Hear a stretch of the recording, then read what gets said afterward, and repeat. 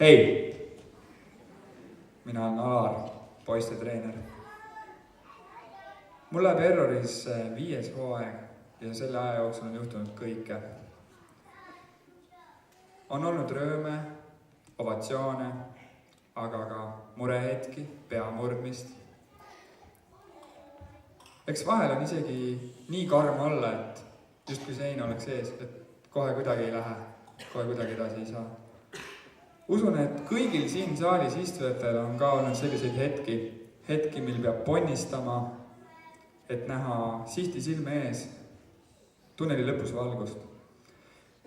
See lugu lähebki kõigile neile, kes on nõnda tundnud või hetkel tunnevad head nautimust.